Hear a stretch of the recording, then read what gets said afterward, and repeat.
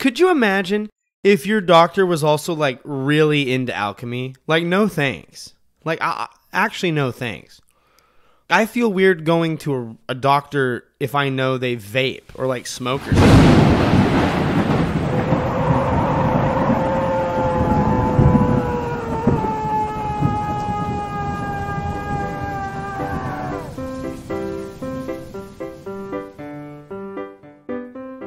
Welcome back to Privy. Privy is a podcast about bathrooms, recorded from my home bathroom. I'm your host, Hunter Hoover, and I love bathrooms. Quick check-in. November is here. We've arrived. We've made it. I've got to be honest. I work strange schedules. I work at a school, at a public high school. Shout out. And I work at a church. I work with teens, and October, November, and December are the busy seasons. So this episode is pre-recorded, but that doesn't mean that we can't get into the just really get some tongue on those lips. You know what I'm saying? That's what she said. It's November. Get yourself in the mood, if you will. You know what's weird? And it, by the way, here on Privy, it's still spooky season. Because we are but 5 mere days removed from that spooky ne'er-do-well Hallows Eve holiday. And what's weird about holidays is this. If this is my brief Jerry Seinfeld bit at the front of the episode. What's the deal with holiday? No. But the weird thing is, I call it we're not going to talk about what I call it, but it has to do with the load and anyway. But there's this notion that you can be more amped and in the holiday spirit. Let's take Christmas. It's right upon us. It's right there. You can almost taste it. And if you're like me, I used to get Tim Geddes Get Hyped for Christmas at like November 1st. Halloween night, the tree used to go up. Now, my sweet son, his birthday is November 2. And so we cannot let the Christmas season overshadow his day. And so we wait. We hold off on the Christmas cheer. Now, what I want to point out is a guy like me can get in the holiday cheer month to a month and a half before the holiday arrives. But what's weird is the day after the holiday happens, it's it's kind of done now. I'm still kind of into it, but we did the thing. And that's what happens for spooky season. We get to the end of October and we instantly go, man, I guess things are done being a little creepy. Not today. Today, yet in November, and definitely not because of poor planning and programming, we are still in spooky season, and we're here to talk about, well, we'll get to it. Because first, I have to tell you about recently, and not so recent by the time you hear this, but whatever, you get it. With the power of the internet, I have preloaded this one. But I farted so hard, it actually hurt. I actually thought I tore something. Not the boringholio itself, but probably that tainted skin right between the boringholio and the other stuff. I just felt like I ripped it. I just felt like I did that. And I didn't check, but I'm pretty confident I'm good now. But yeah, I farted so hard, it actually hurt. It actually hurt a little bit. Also, just a couple weeks before recording, a few weeks back, Michael Wall, former guest of the show, Michael Wall, was on the show. And his lovely daughter, Bethany, got married, and we had the privilege of attending her wedding. And what was really great was, we pull up to Spokane, Washington, and within minutes of being in this lovely city, I am just stared face to face, and by face I mean my face and his butt crack, to this just homeless gentleman who is just showering in the thing, and his, like, and I'm not trying to make a comment about how somebody might bathe themselves if they don't have a place to do it. I'm just saying that we were not in this city for more than just a few seconds, and I am full view of a butt crack. A soggy one at that. So there you go. But it's still spooky season here at Privy, and today we're going to explore something pretty wild and honestly kind of messed up. You know how sometimes you hear about something and think, man, that is completely whack. That is so whack. That's more whack than seeing a dude's butt crack 5 seconds into being in Spokane. You know what I'm saying? And then you begin to look into it only to find out that what you had originally heard was just the beginning. It's going to get way more whack than that. And that's going to be us this week. So allow me to take you on the journey from whack to more whack, or whacker, as I say. It's probably a bad word, whacker. I don't know. It sounds bad. First of all, up front, I want to give a content warning this week. This week, we will be talking about human discharge and excrement quite a lot.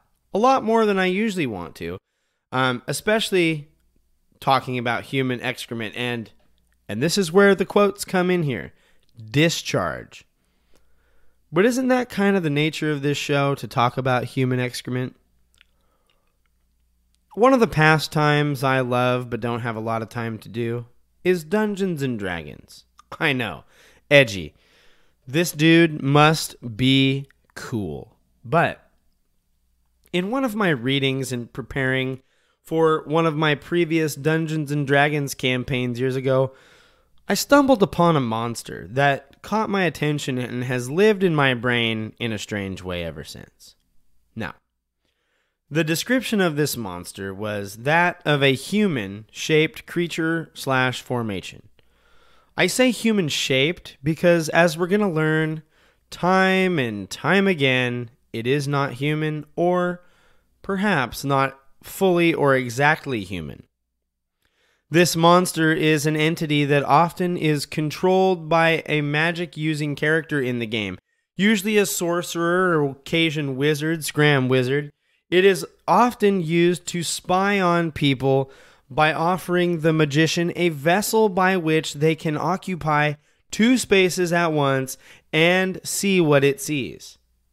This homunculus does the human magician's bidding. Now, this week we are going to talk about the homunculus. It's not too wild yet. We're still entry-level Voodoo Mama Juju situation at this point. You got creepy wizard, he does creepy spell and like overtakes weird human thing. Now, we need to talk about this because it is not until we begin to talk about what a homunculus is made out of that things begin to get a little unhinged and off the rails. Remember, this is a conglomeration of non-living things that then is animated to be living. The things that can be mixed or formed to form a homunculus include clay, dirt, mud, hair, feathers, urine, poop, and what's going to be an unfortunate refrain this episode, semen. Can we not? Like, can we just not? Do you know what I mean? Like, I went back and forth for like a minute trying to decide if sperm or semen would be more appropriate, and I just couldn't figure it out. So we are going to just continue. The idea here is that some wizard or hocus pocus man would poop and apparently do much, much more to that pile of poop and mix it with some dirt and actual crap and then mix that up like a toddler making a mud pie in a backyard. My son made a wild mud pie. I know that he said, I chopped a tomato and put it in there. And I totally believe him. But you're making like this weird, like, poop shiz mud pie. And Then, like 6th grade art class, they mold the mixture into like a human-shaped form, which then they like animate by like projecting their identity into that mix of poop and hair and other weird fluids. Now, I want to note that this monster does not have to contain poop or male reproductive fluid as an ingredient of its form, but well, it was listed. So at some point, someone said, well, like, we could include those things. It is possible to include them.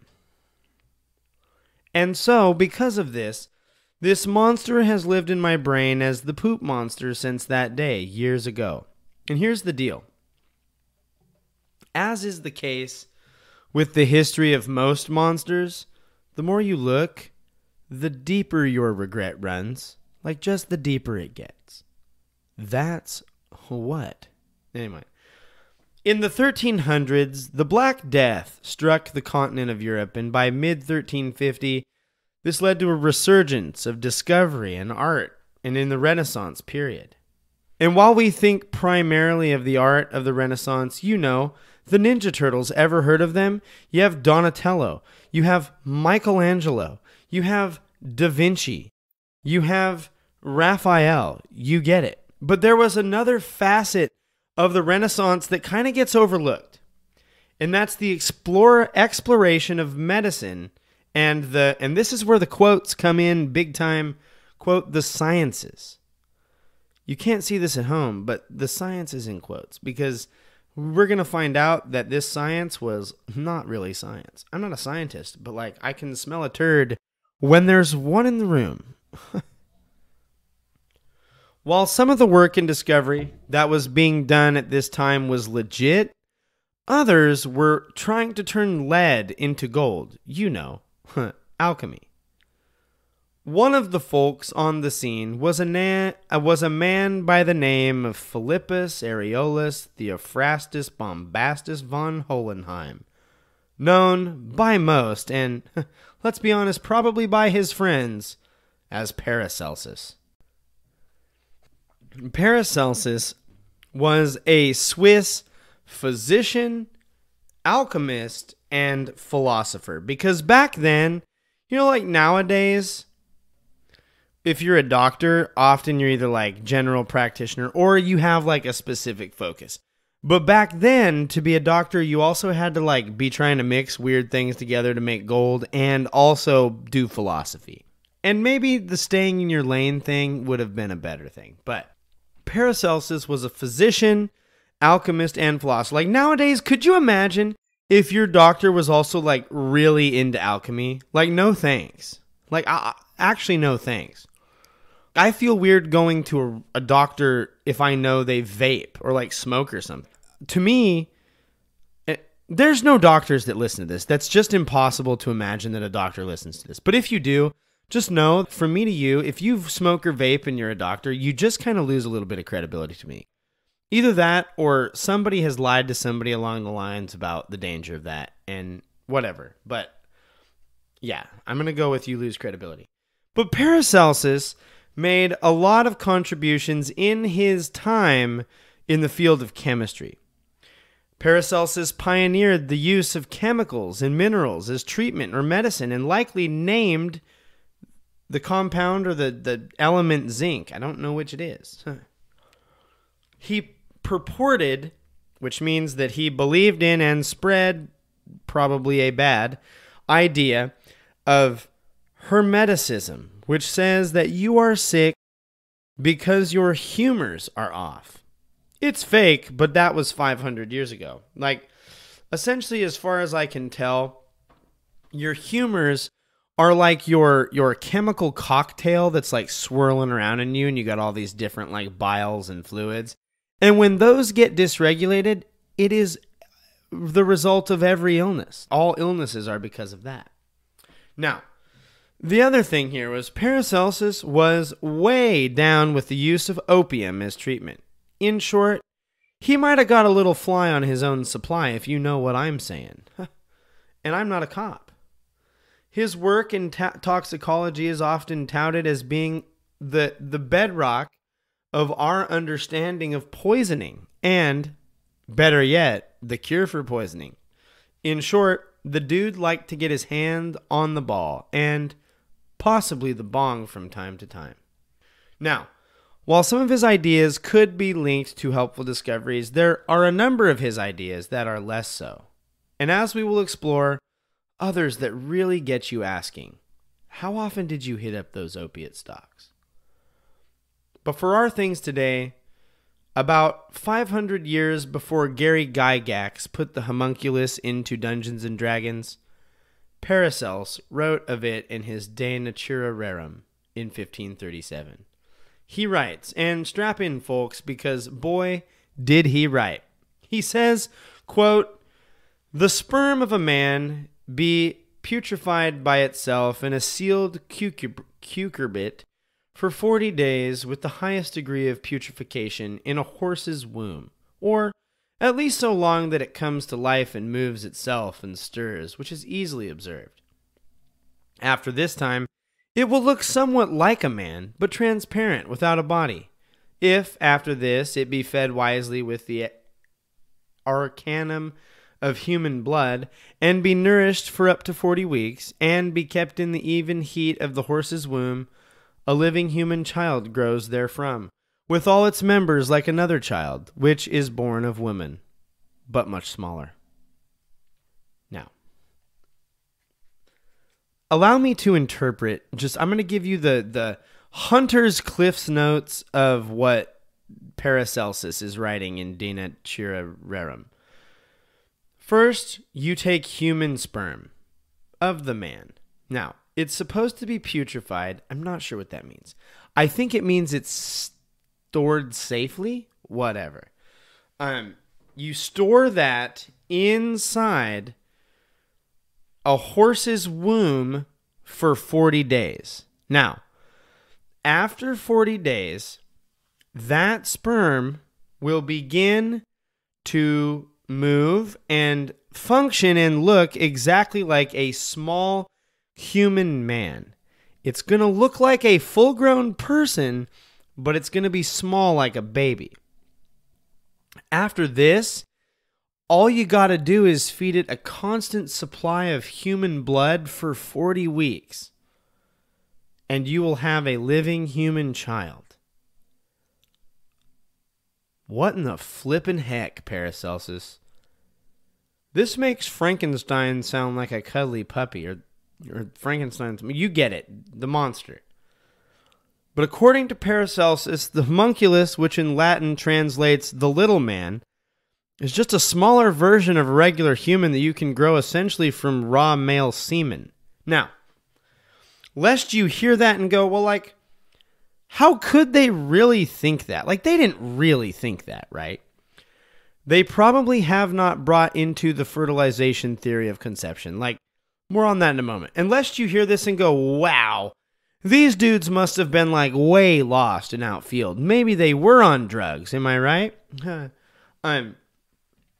I should remind you, these were religious men who believed creating a person in this way was tapping into the divine portion of who we are, having been made in the image of God. And may I just say, that interpretation is lacking. But similar desires are found across most cultures. Islamic alchemy sought the creation of life in the Jabrian corpus. It's related to the Jewish idea of a golem. And here's the deal, and I don't know if I believe this, but there are writings which noted eyewitnesses that claimed they did create these things. I think that's some freaking lies, is what that is. But in short, Paracelsus's little man in the bottle, the homunculus, or according to his own writings, the little man in the horse carcass, lent itself to a pretty wild medical theory and an even wilder swath of folk tales, or, in our case, monster stories. First, the idea was that male sperm would be able to bring forth a person on its own is the result, or possibly resulted in, it's a real chicken and the egg predicament, but it's called preformationism. Essentially, this view argues that there's already a little dude inside the sperm. You just got to get him to grow up to be a big guy. And all a woman does is gives that little dude a little home to chill and be warm in. Now, yeah, it insinuates that inside the sperm cell is a group of, actually just a little guy, a homunculus, if you will, living inside of it, and given the right environment, it can grow and live. The purporter of this theory was a man named Nicholas Hartsucker. Hartsucker. And again, his argument is that semen, is actually just a little man that you can't see. Here's the problem, though. At that point, it's turtles all the way down, because if the little man in your sperm has an exact copy of a human person, then the little man in your sperm also has a little man in his sperm. It's homunculus all the way down, and I'd like to quit saying the term sperm now. But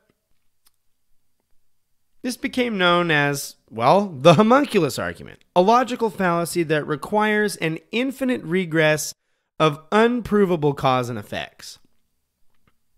It's little dudes in the semen all the way down. I imagine that if these blokes knew, about genes and DNA, they would be shouting, yes, the genes, that's what I meant. That's what I'm talking about. And if you take the weird language out of it, that is kind of what DNA and genes do. They carry the code for making that new little man. It's a cool thing that was designed. But Paracelsus also led to a trainload of folklore. The homunculus is related in nature to the mandrake, the mythical creature mandrake, and not the actual mandrake plant.